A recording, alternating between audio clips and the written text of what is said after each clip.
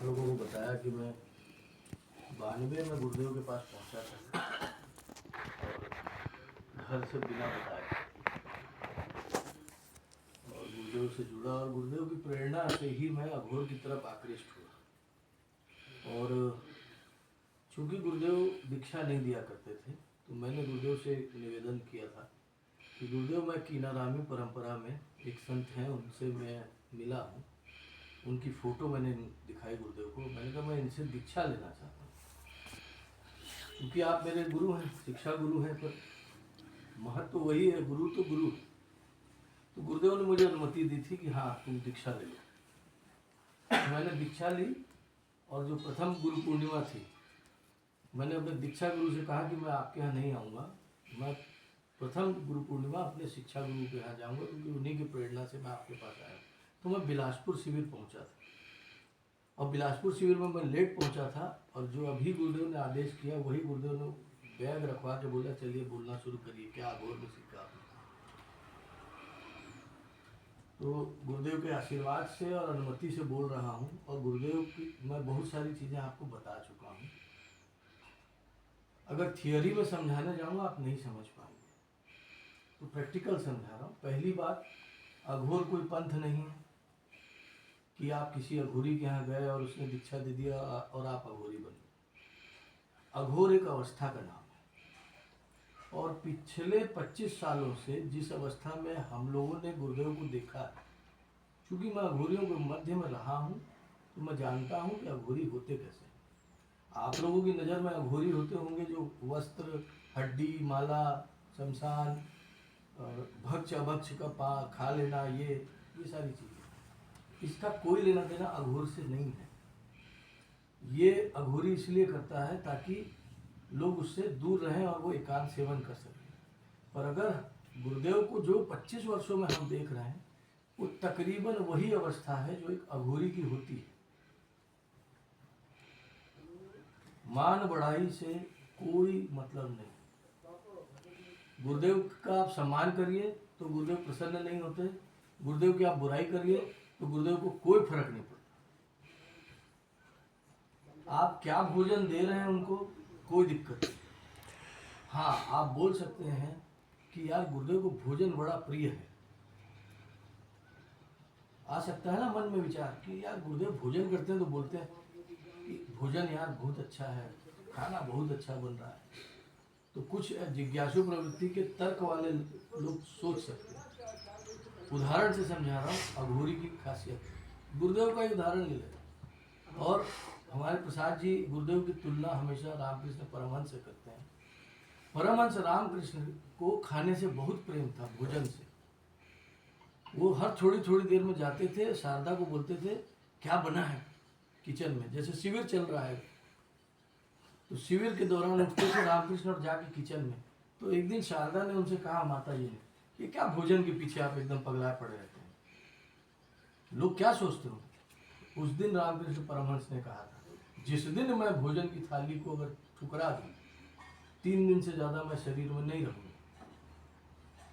एक मोह शरीर के लिए आवश्यक होता है, ताकि शरीर, आत्मा जो है, उस शरीर को त्यागने का उपक्रम ना करे। ये प्रक्रिया क्रिया से अघोरी जानते हैं।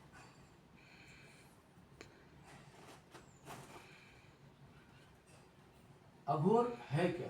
अघोर का सीधा सीधा सरल सा अर्थ है, जिसके अंदर किसी प्रकार की घोरता नहीं है, कोई कटु नहीं है, कोई बहाना नहीं है, सज्जनता है। तो अघोर साधना क्या करता होगा? अघोर क्या साधना करता होगा? अघोर और तंत्र एक दूसरे के पूरक है।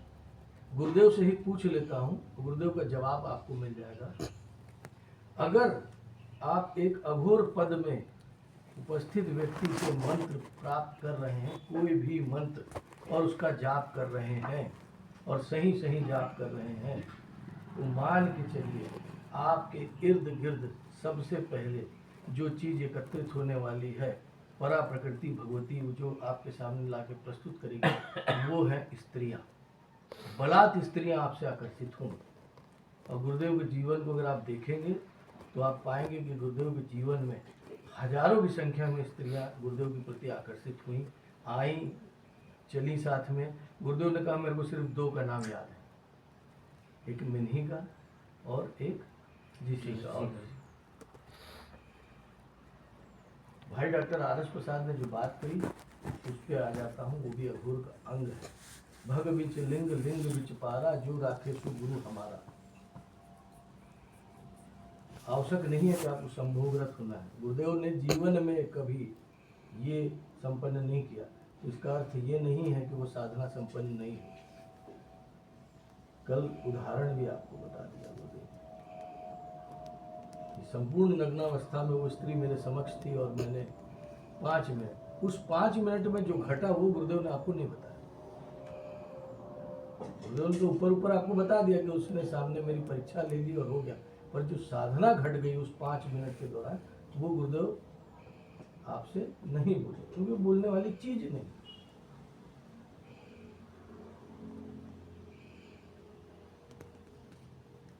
जिन जिन चीजों को दूसरे लोग त्याज्य समझते हैं, तंत्र और अघोर उनको स्वीकारता है, जिसमें सबसे महत्वपूर्ण जो चीज है वो है काम और स्त्री।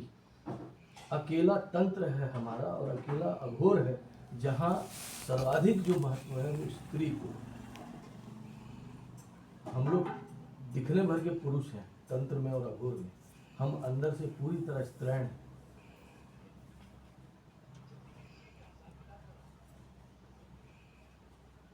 स्त्री का सर्वाधिक महत्व है। स्त्री आपके पास अपनी है, पराई है, या गुरुदेव द्वारा मंत्र के द्वारा भी तंत्र भैरवी की प्राप्ति होती है। गुरुदेव ने मंत्र दिया है, आप अगर श्रद्धा से कर लेते तो प्राप्त होती है।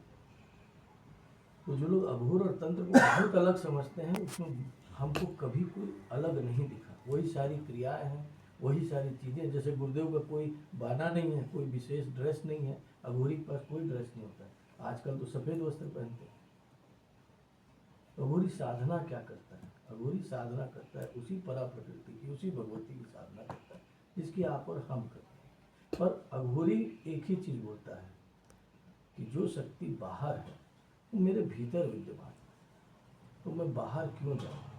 क्यों ना मैं उस शक्ति का आवाहन अपने भीतर करूँ। मैं 10 जगह ढूंढने के बजाय अपने गुरु के निर्देश पे चलूँ।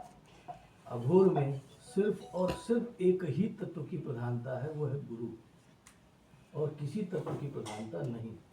अघोर में गुरु तत्व की इतनी प्रधानता है कि अपने ही गुरु के भीतर नवरात्रि के अवसर पर व्यक्ति भगवती का आवाहन करता है। और अघोर में इसलिए हम लोग गुरु नहीं बोलते हैं, हम बोलते हैं माँ गुरु। हम जब गुरु को नवरात्र में प्रणाम करते हैं, आज हम चूंकि गुरुदेव का आदेश हो गया तो हम खुल के बता दे रहे हैं, जब हम गुरुदेव की और हमारे दीक्षा गुरु की जब हम पूजा करते हैं तो हम माँ गुरु के स्वरूप में पूजा करते हैं। कि हम कहते हैं हे भगवती, चूंकि मैं गुरु तत्व के अलावा कुछ जानता नहीं हूँ, तो अगर आप मेरा पूजन स्वीकारना चाहती हैं, ये जो कलश स्थापित मैं कर रहा हूँ ये गुरु कलश है, इसमें आप मेरे गुरु के भीतर भगवती के स्वरूप में प्रकट हैं। मैं अपने गुरु में आपको देखना चाहूँगा। तो हम भगवती को बाहर नहीं देखते, हम अपने गुरु के भीतर देखते हैं। इसीलिए अघोर में जितने रक्षा मंत्र आप बोलोगे, आपको लगता होगा बहुत बड़े बड़े कोई रक्षा मंत्र होंगे। अघोर में सिर्फ अपने गुरु, अपने दादा गुरु और परम गुरु, ये 3 लोग का नाम लेके अघोरी दिग्बंधन करके बैठ जाता है, चाहे शमशान हो चाहे कहीं हो, और उसका बाल भी बांका नहीं होता। गुरु ने जो कह दिया और आपने शास्त्र खोल दिया कि अरे गुरुजी आप तो गलत बोल रहे हैं, तो अघोर कहता है कि गुरु वाक्य अगर शास्त्र सम्मत नहीं भी है तो भी आपके लिए वो ब्रह्म वाक्य है, आप तर्क मत करिए, तब आप आगे बढ़ पाएंगे। अघोर इसीलिए परमाणु बम है क्योंकि वो गुरु ने बोला कुएं में कूद जा, चेला कूदता है, वो पलट के नहीं पूछता गुरुजी दिक्कत हो जाएगी ना, हमारे गुरुजी ने कहा है बस कूदो।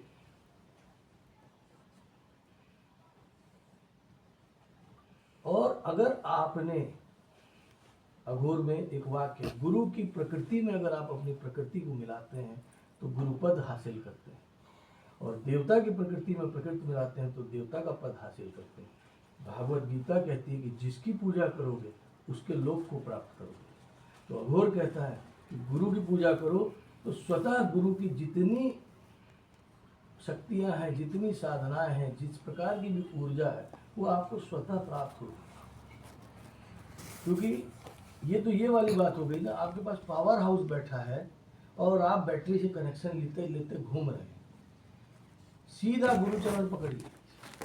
अघोर में कोई अहंकार नहीं, शरणागति।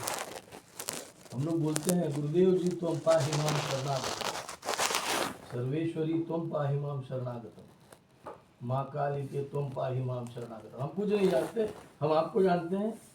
हम आपके ऊपर लद गए हैं बोरे टाइप, आप जानिए आप क्या करेंगे। ठीक है, कर्म करना हमारा काम है।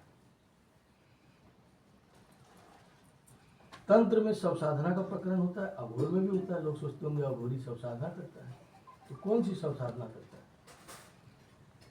मैं आपको कल भी बताया था, आज पुनः बताता हूँ। जब आप आसन में बैठ जाते हैं तो आप एकदम अचल हो जाते हैं, शव की तरह हो जाते हैं, और उस वक्त आप अपने ही शरीर के ऊपर आरूढ़ होकर साधना करते हैं। सब साधना मूलतः स्व साधना का अपभ्रंश है, यही अघोर में। अघोर में कोई और स्पेशल टेक्निक नहीं। बात भैरवी की करें, प्रसाद भाई ने जो बताया, अघोर में भैरवी चक्र क्या है? संभोग करते करते करते करते एक अवस्था ऐसी आती है, आप 10 दिन लगातार संभोग कर रहे हैं।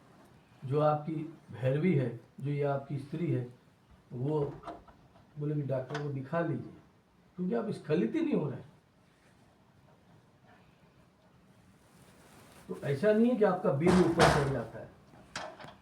वीर्य जो है वो तो मटेरियल चीज है, ऊर्जा ऊपर की ओर चढ़ती है। और काम ऊर्जा को भोजन जब तक नहीं मिलेगा तब तक वो नहीं जाएगी। आप भोजन मत करिए 15 दिन, आपसे बड़ा ब्रह्मचारी कोई नहीं होगा, क्योंकि आप ना भोजन करिएगा, ना ऊर्जा रहेगी, ना आप कुछ करने के काबिल रहेंगे। तो ब्रह्मचर्य का बहुत ज़्यादा लेना देना नहीं है। इसीलिए तंत्र में ब्रह्मचर्य का बड़ा महत्व नहीं बताया गया। तंत्र बोलता है नारी की मदद से ही वो जो सबसे बड़ी नारी है उसको प्राप्त किया जा सकता है। तो जो नए बच्चे होते हैं और जो ब्रह्मचर्य करते हैं, कह रहे यार ये दिक्कत हो जाएगी हमको, ऐसा नहीं है भाई। अघोर कहीं आपको किसी चीज का निषेध नहीं करता। अघोर में ये कहीं नियम नहीं है। अघोर बोलता है, गुरुजी ने जैसे कहा, आपके पास कोई चीज ना भी हो तो भी हवन हो सकता है। हर प्रकृति ने सब कुछ दिया है, पंच तत्वों से आप हवन कर सकते हैं। मंत्र वही है, ऐसा नहीं है कि तांत्रिक का मंत्र अलग होता है, अघोरी का मंत्र अलग होता है। जो बीज मंत्र होते हैं वो सबके एक होते हैं। हाँ, साबर मंत्रों में कुछ मंत्र अलग होते हैं परंपरा अनुसार। जैसे अगर कीनारामी परंपरा के अगर मैं साबर मंत्र की बात करूं तो उसमें बाबा कीनाराम की दुहाई मिलेगी। प्रसाद जी जानते हैं, ऐठक बांधो बैठक बांधो, बांधो चालू दिशा, एक दिग्बंधन का मंत्र है। वो दिग्बंधन और स्तंभन का मंत्र है। अगर ईमानदारी से अगर उस मंत्र को पढ़ के हम चुटकी बजाते हैं और गुरु का आशीर्वाद उस मंत्र में अगर हमारे साथ है, आप उठ नहीं पाइएगा। आपका जो जिसको बोलते हैं ना, पूरा चूतर चिपक जाएगा जमीन में जब तक दोबारा चुटकी नहीं बजेगी। तो ये परंपरागत अलग होता है, पर मूल रूप से अघोर साधना पे जो भी बात होती है उसकी सीधा सीधा जो एकदम जो सार है वो भर बता देता हूँ। अघोर साधना मतलब गुरु की साधना, कोई दूसरी साधना नहीं। अघोरी अपने ही गुरु को शिव मानता है, जो पूरी दुनिया मानती है, पर अघोरी अपने ही गुरु को शक्ति भी मानता है। अघोरी अपने ही गुरु के प्राण की पूजा करता है, क्योंकि जब तक गुरु के भीतर प्राण रहता है तब तक वो आपको बोल बोल के समझाता है, और जब गुरु का प्राण शरीर से बाहर निकलता है तो गुरु विराट हो जाता है, तब भी गुरु सिखाता है। तो जो अघोरी आप देख रहे हैं वो अघोरी मूलतः अघोरी ना होके वो थोड़ा बहुत तंत्र का जानकारी ले लेते हैं और फिर आपको बेवकूफ बनाने का प्रयत्न। मैं ऐसे बहुत सारे साधकों को जानता हूँ। जैसे मेरे अपने दीक्षा गुरु थे, जैसे मैंने गुरु जी से परमिशन ली थी तो वैसे उनको भी बताया था कि ये मेरे शिक्षा गुरु, तो बड़ा सम्मान था। तो कभी कभी इनकी किताबें लाओ, क्योंकि मंत्र ऐसा तो नहीं है ना कि ब्रह्मांड से डायरेक्ट प्राप्त हो जाएगा, कहीं ना कहीं से तो प्राप्त किया जाता है। आप लोगों के अंदर भ्रांतियाँ बहुत है अघोर को लेकर कि अघोरी कुछ बहुत स्पेशल होते हैं, नहीं होते हैं। बहुत सरल तरीके से काम, अपना गुरु के परिचय के माध्यम से हम आगे बढ़ते हैं। गुरुदेव ने भैरवी की बात की, आप गुरु को ध्यान में करिए, अपने गुरु का ध्यान करिए और बोलिए मुझे भैरवी की उपलब्धि चाहिए। ना भैरवी मिले तो आप जो बोलिए वो, पर जहाँ भैरवी नाम आता है तो सेक्स आ जाता है। आवश्यक नहीं है कि वो करना पड़े, पर प्रसाद भाई ने जो कहा योनि पूजन से लेकर कर पाएंगे तो कर लीजिए। श्यामा साधना एक होती है, अघोर में भी है, तंत्र में भी है। वो 5 मिनट में क्या घटा होगा? जब एक स्त्री को आपने नग्न अपने समक्ष बैठा लिया और आप नग्न होकर बैठ गए और आपने जाप आरंभ किया और आपकी नज़र उसकी योनि पे और उसके शरीर पे है।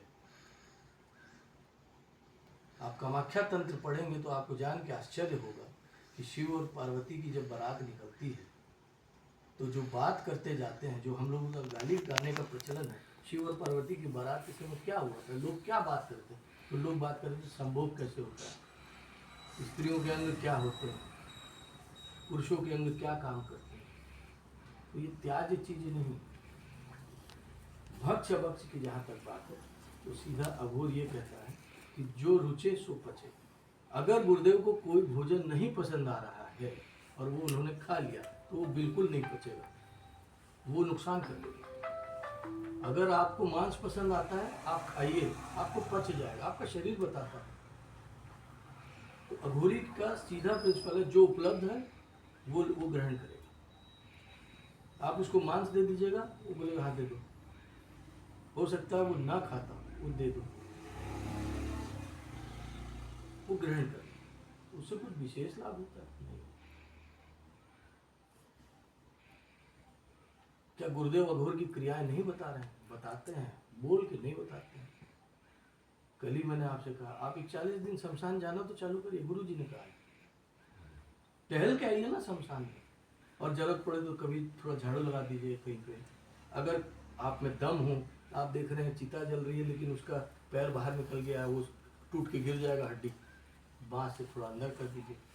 41 दिन मात्र आप सुबह से लेकर रात तक का कोई भी समय निश्चित करिए, आपको सिर्फ श्मशान जाना है और कुछ नहीं करिए। 42वें दिन मैं बोल रहा हूँ, मेरे गुरु बाजू में है और मैं जो बोल रहा हूँ मैं दावे के साथ बोलूँगा क्योंकि गुरु जी का दिया हुआ है, मेरा अनुभूत है। आपके मुंह से वो बातें निकलने लगेंगी जो होने वाली है, घटने वाली। आपको कोई वाक सिद्धि प्राप्त नहीं है। एक तो ये होता है मैं जो बोलूँगा वो होना चाहिए, लेकिन आप जो बोलेंगे आपको दिखेगा यार घट रहा है। ये गुरु जी का बताया हुआ प्रयोग, ये अघोर की एक छोटी सी क्रिया है। बस गुरुदेव ने ये कभी नहीं कहा कि ये अघोर की भी क्रिया। गुरुदेव ने पंचमकार का संकल्प दिलवाया था।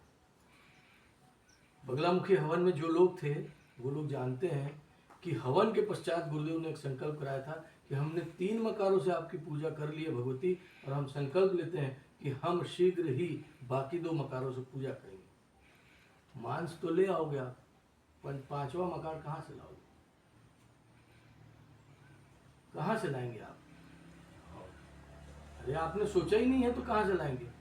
हमने तो गुरुचरण पकड़ा उसी दिन और हमने कहा गुरुदेव 5वां मकार संपन्न हो। और मैं यहाँ खड़े होकर बोल रहा हूँ बिना सोचे, ये बोलने की चीज़ नहीं लेकिन गुरुदेव का आदेश है तो हम बोल रहे हैं 5वां मकार संपन्न हुआ और होता है। कौन कहाँ से आपके पास आएगा आपको पता भी नहीं चलेगा। आप भरोसा तो करिए अपने गुरु की जबान पे। गुरु ने संकल्प दिलाया है तो गुरु की ताकत से वो संकल्प पूरा होता है। आपको अपनी ताकत पे भरोसा है। आप ढूंढने जा रहे हो भैरवी मिल जाए कहीं पे, कहाँ भैरवी मिलेगी? स्वतः चल के आएगा, आपको पता भी नहीं चलेगा। वो आएंगे अपना काम करेंगे और चले जाएंगे। गुरु जी कोई कथा कहानी थोड़ी सुना रहे थे भैरवी की, वो तो आपको प्रेरणा देने का प्रयास था। देखिए गुरुदेव, मैंने कहा ना प्रसाद जी लेखक नहीं है, गुरुदेव बहुत अच्छे लेखक हैं। तो गुरुदेव जब बोलते हैं तो 1000 वाक्य में जो 2 वाक्यों के बीच का जो खाली जगह है वहीं पे सारा तंत्र बोल देते हैं। आपको वो खाली जगह पकड़नी है। अगर वो आपने पकड़ लिया तो आप तंत्र को पकड़ लेंगे, अघोर को पकड़ लेंगे। आप ये मत सोचिए, क्योंकि मैं जानता हूँ, मेरे को 27 वर्ष हो गए हैं अघोर में दीक्षित हुए। और सन 2000 में मैंने पहली बार भिलाई शिविर में जब गुरुदेव को देखा तो मैंने काशी बाबू से कहा, काशी बाबू दीक्षा लेके आया हूँ, 2 ही साल हुआ है, यहाँ तो गुरुजी में वही चीज दिख रही है मेरे को, वही अघोर अवस्था। अघोर अवस्था है, कोई अघोरी आपको दीक्षा देगा तो आप अघोरी ऐसा नहीं। फिर भी बता देता हूँ, अघोर का टेक्निकल 4 टर्म है, वो बता देता हूँ। सबसे पहला टर्म है अघोरी, दूसरा है अवघड़, तीसरा है अवधूत और चौथा है अघोरेश्वर।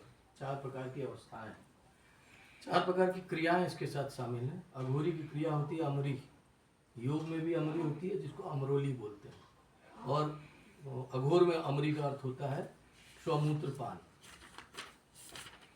सीधा कोई चीज छुपा बिना छुपा बता दे। लिख लीजिए, ये आपको दुनिया में कोई किताब नहीं बताएगी आपको। ये 4 चीजें मैं आपको आज बताने जा रहा हूँ, गुरुदेव का आदेश है इसलिए बोल रहा हूँ। 4 अवस्थाएं हैं। अच्छा, गुरु जी के नाम के आगे हमेशा एक ही शब्द लगा रहा, तांत्रिक। लेकिन मैंने जब भी गुरु जी का नाम लिखा तो मैंने लिखा तंत्राचार्य, मैं कभी तांत्रिक शब्द उपयोग नहीं करता।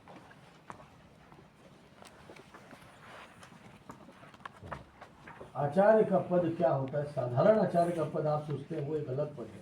तंत्राचार्य का पद क्या होता है? आप हिंदुस्तान भर में ढूंढने जाइए, आपको तंत्राचार्य पद पे कोई व्यक्ति मिलता हो तो हमको बता दीजिएगा।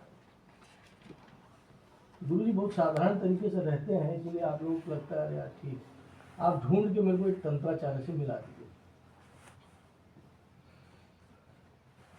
कोई घोषणा करे और व्यक्ति को तंत्राचार्य के पद पे बैठा दे, आचार्य पद पे तंत्र के, उससे कुछ नहीं होता है। तंत्राचार्य एक पद है जो प्राप्त किया जाता है अपनी मेहनत से, जो गुरुदेव ने बहुत पहले प्राप्त किया। आपको जानना हो तो आप साधु समाज में पूछिए, तांत्रिक भाई को जानते हैं तो वो बोलेंगे तंत्र के आचार्य हैं। और ये चिल्लर साधुओं की बात नहीं करता, जो अच्छे महात्मागण है, अच्छे संत हैं। तो मैं बता रहा था 4 अवस्था है अघोर में। पहली अवस्था है अघोरी, जैसे ही दीक्षा देता है गुरु तो आपको अघोरी कहलाते हैं, आप अपने नाम के आगे लिखते हैं अघोरी। अब अलग अलग परंपरा है, बाबा कीनाराम की यहाँ परंपरा है राम शब्द लिखने की, नाम के आगे राम लिखा जाता है। तो अवधूत भगवान राम का नाम बचपन में था भगवान दास, तो उनके गुरु जी ने कहा यार तेरा नाम बड़ा अच्छा है भगवान, इसका दास हटा के राम कर देते हैं। तो इसलिए वो भगवान राम नाम है, लोगों को लगता है अरे राम जी के नाम पे नहीं। तो अघोरी एक अवस्था है, उसकी जो क्रिया होती है वो होती है अमरी।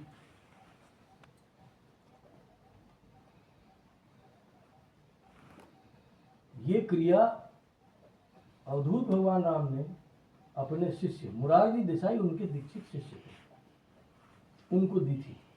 और मुरारजी भाई ने एक ही चीज की कि वो सार्वजनिक कर बैठे, तो बड़ा बदनाम भी। मुरारजी देसाई जसपुर आए थे। दूसरा है अवधूत, दूसरा है अवघड़। इनकी क्रिया का नाम है बजरी। अब आपको अगर याद होगा, कल मैंने एक मंत्र लिखवाया था, प्रसाद भाई ने हमको एक मंत्र दिया था, उसमें ये दोनों शब्द हैं। बजरी क्या क्रिया?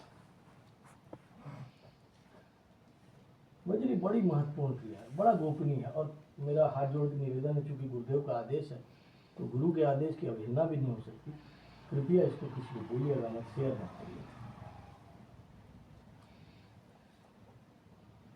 योगी बोलता है, जो योग वाले होते हैं वो बोलते हैं कि वीर्य का पात नहीं होना चाहिए, ऊर्ध्वरेता स्थिति को प्राप्त करना है हमें। पर भगवती महामाया जो है वो गुरुत्वाकर्षण, उनके अंदर आकर्षण है आकर्षण। पर इस पृथ्वी को जो चला रही है शक्ति, उसको हम बोलते हैं गुरुत्वाकर्षण। मतलब जो गुरुत्व है उसके आकर्षण से ये पूरा ब्रह्म, ये हमारी पृथ्वी चल रही है। अघोर इसलिए गुरुत्व को महत्व देता है, गुरु को महत्व देता है। इस जो माया का जो ये संसार है, इससे मुक्ति कोई दे सकता है तो गुरुत्व का आकर्षण दे सकता है, क्योंकि पृथ्वी जिस दिन गुरु का आकर्षण समाप्त होगा तो पृथ्वी डोल जाएगी। अघोर में पहला नियम यही है, इसीलिए गुरुत्वाकर्षण कहा गया। बिना गुरु के अघोरी हिलेगा नहीं। तो योगी बोलते हैं कि वो वज्रोली क्रिया करिए, जिससे अपने लिंग और जो आपके अंडकोश हैं इसको ऊपर की तरफ उठाने का प्रयास होता है। जो लोग योग जानते होंगे वो जानते हैं। तो इससे क्या होता है, कोई वीर्य आपका नहीं उठ जाएगा। वीर्य अगर ऊपर जाने लगा तो मेडिकल प्रॉब्लम इकट्ठा चालू हो जाएगी। ऊर्जा ऊपर जाती है, वीर्य में ऊर्जा है, ऊर्जा को ऊपर उठाना। लेकिन अघोरी बोलता है कि खाली ऊर्जा क्यों, ये जो वीर्य है ये भी अपने आप में ऊर्जा है। 40 दिन के रक्त से बना हुआ वीर्य है। और अगर कोई साधु महात्मा ये कहे कि नहीं हमारा वीरपात नहीं होता है तो ये गलत है, क्योंकि शरीर अपनी क्रिया करता है। जैसा कि डॉक्टर प्रसाद ने कहा, प्रकृति आपके अंदर वीर्य को बहुत दिन तक रहने नहीं देगी, वो स्वप्न दोष के माध्यम से निकालेगी। तो आपको क्या लगता है जितने बड़े बड़े महामंडलेश्वर हैं कि इनके वीर का क्षरण नहीं होता है। अब ये क्या करते हैं मैं नहीं जानता, लेकिन जब एक व्यक्ति अवघड़ हो जाता है तो वो बजरोली क्रिया तो जानता है, साथ में बजरी क्रिया जानता है। बजरी क्रिया का अर्थ होता है कि जब भी वीर्य पात होने का समय आता है और जब उसको लगता है कि अब वीर्य नहीं रुकना है, तो उस वीर्य को मंत्रों के द्वारा ग्रहण करता है। अब आपको इसमें घृणा दिख सकती है, पर अघोरी को तो अवघड़ को कोई घृणा नहीं होती। ये बजरोली है। तीसरी अवस्था जब वो प्राप्त करता है तो उसको अवधूत अवस्था बोलते हैं, जिसको शास्त्रों ने परमहंस अवस्था भी कहा।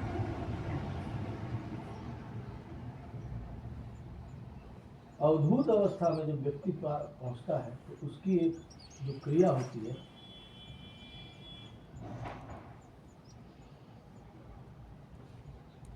अच्छा अजरी जो क्रिया है उसको अमरी भी कहते हैं कुछ जगह। नाथपंथी उसको अमरी कहते हैं। देखिए नाथपंथ का अर्थ वो नागा साधु नहीं है, आपको बता दूं। नागा साधु के लिंग की नस को खींचा जाता है ताकि उसके अंदर की काम ऊर्जा का हमेशा के लिए समापन हो जाए।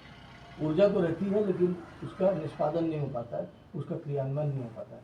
लेकिन जो गोरखनाथ पंथ के साधु होते हैं उनके साथ ये क्रिया नहीं होती है, तो वो इस क्रिया को अमरी बोलते हैं, जो अजरी अंदर का। तो अवधूत की क्रिया होती है, उसका नाम है सुजरी।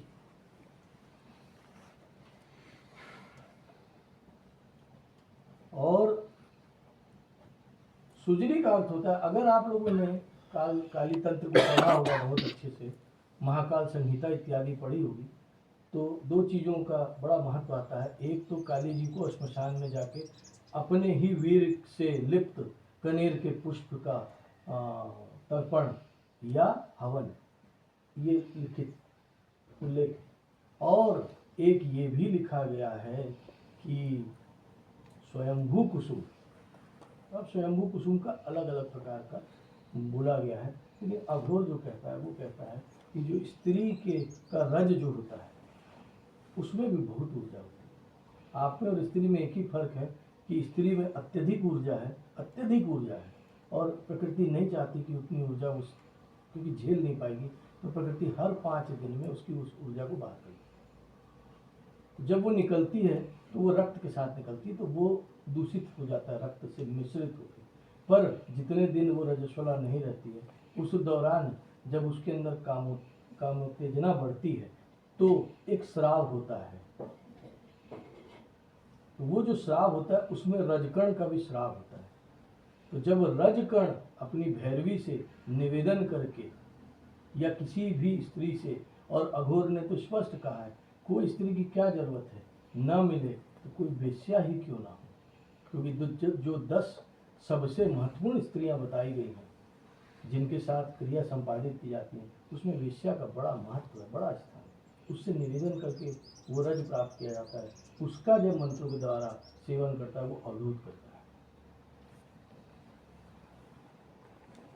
और अंतिम अवस्था जो होती है, अध्यात्म की भी अंतिम अवस्था है, उसको कहते हैं अघोरेश्वर, जिसको शास्त्रों ने कहा बुद्धत्व।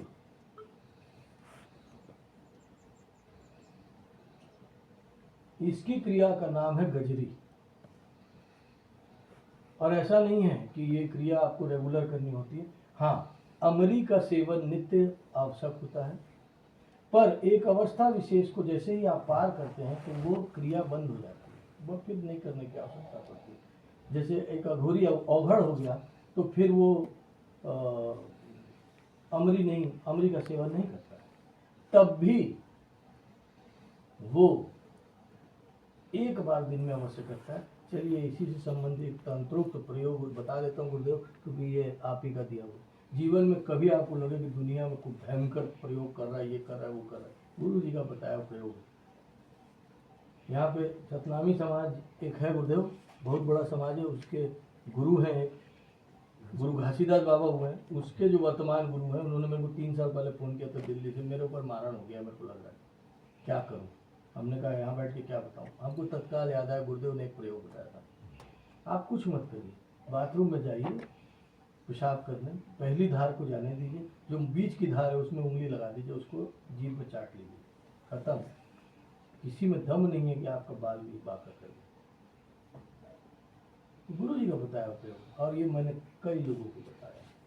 बचपन में कहानी सुनते थे ना, भूत आ जाए तो पेशाब कर लेना, गोला बना लेना, ये सब कथा कहानी नहीं है, और ये तो अनुभूत प्रयोग। तो अघोरेश्वर की जो क्रिया होती है वो होती गजरी।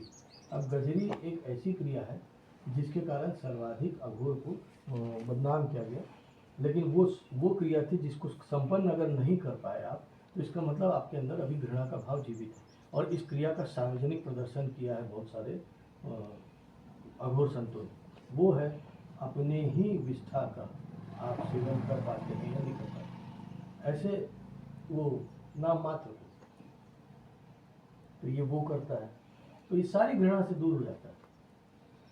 इसका उद्देश्य ये नहीं है कि अच्छा कई ऐसे हैं जो पागलवत व्यवहार करके लगातार इसका सेवन कर रहे हैं, वो सब बेकार की बात है।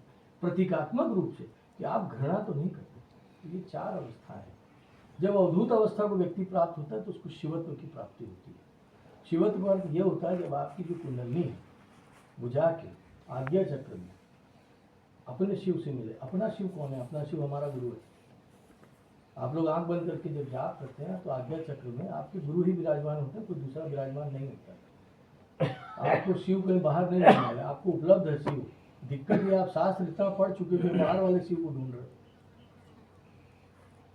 मैं फिर कह रहा हूँ, ये आपको कभी किसी ने नहीं कहा होगा। आपने कभी अपने गुरु को, आपने जब भी अपने गुरु का ध्यान किया शिव रूप में किया। अघोर अपने गुरु का ध्यान करता है तो अर्धनारीश्वर के रूप में करता है, शिव और शक्ति के रूप में करता है। वो कहता है कि आप ही शिव हो, आप ही शक्ति हो, मैं किसी और को नहीं। करके देख लीजिए, और अगर आपको मंत्र को भूल जाइए, सारे मंत्र एक ही होते हैं। अघोर में कुछ अलग मंत्र होते हैं ये निश्चित तौर पे, और गुरु जी से जो आपको जो भी मंत्र मिले, ये याद रखिए, मैं आपको बोल रहा हूँ, ये कोई कभी नहीं बोला होगा, मैं बोल रहा हूँ और बड़े दावे के साथ बोल रहा हूँ, गुरुदेव के सामने बोल रहा हूँ कि अब जो भी मंत्र आपको मिले हैं इन 25 वर्षों में, आप मान के चलिएगा कि वो एक अघोर अवस्था को प्राप्त एक व्यक्ति से आपको मंत्र मिले हैं, उसकी ताकत भी उतनी ही।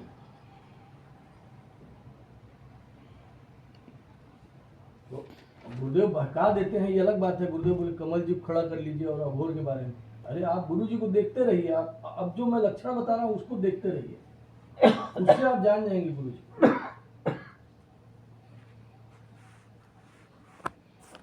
गुरु जी 6 दिन के भी शिविर में रहेंगे। चलिए इंटरनल एक बात कर लेता हूँ, गुरु जी को स्नान करते देखे होगे आप लोग कभी? तो गुरु जी के शरीर से कभी कोई दुर्गंध आते देखे होगे? तो क्यों नहीं आती है? क्या है, कुछ बातें नहीं बोलता हूं मैं क्योंकि आप लोग महसूस करें, मैं चाहता हूँ।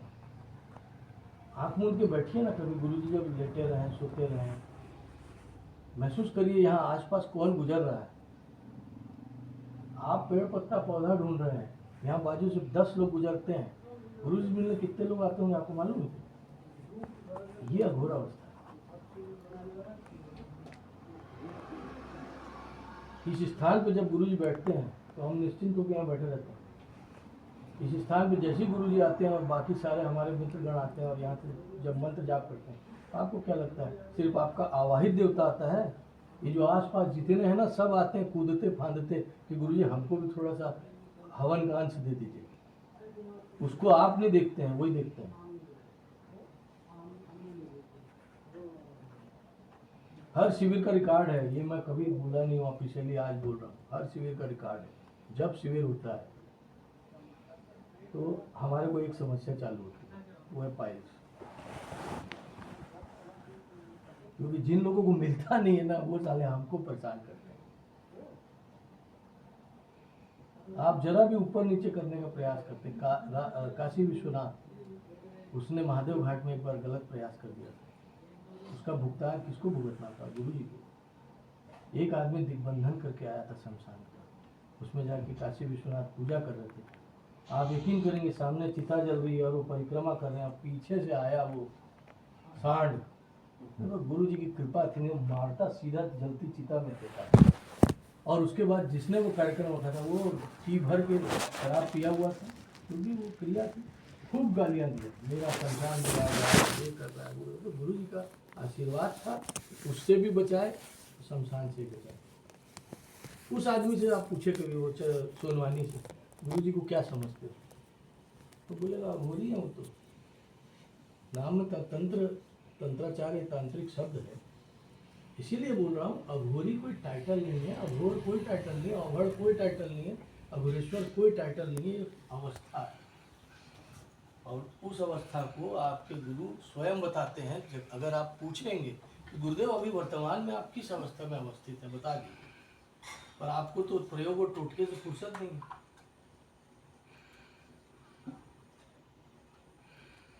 आपको लगता है ये मंत्र मिल जाए। अघोर का मूल तत्व गुरु है। गुरु में ही शिव को का आवाहन होता है। गुरु के ही अर्धांग में बाएं तरफ गुरु के हम शक्ति का आवाहन करते हैं, दाहिनी तरफ हम गुरु के शिव का आवाहन करते हैं, और हम गुरु में ही शिव और शक्ति को देखते हैं। गुरु जब आपको ज्ञान देते हैं तब शिव होते हैं, और गुरु जब आपको आशीर्वाद देते हैं तब शक्ति होती है। एक बार नवरात्रि करने इस बार जब बैठिएगा, अगर करते हैं तो हमारी बात मान ये करके देख लीजिए, तो आपको समझ में आ जाएगा।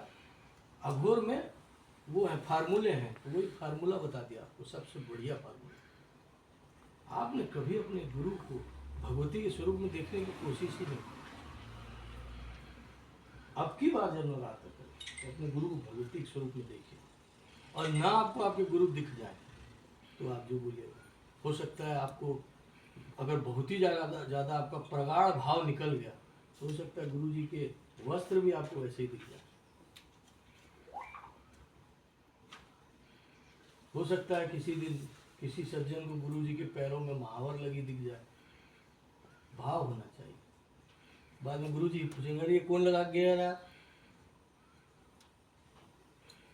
इतना गोपनीय है अघोर, और उतना ही सरल है, बहुत सहज है। सारी साधनाएं साध्य हैं, आप सारी साधनाएं कर सकते हो, पर सारी साधनाएं सभी लोगों के लिए साध्य नहीं है।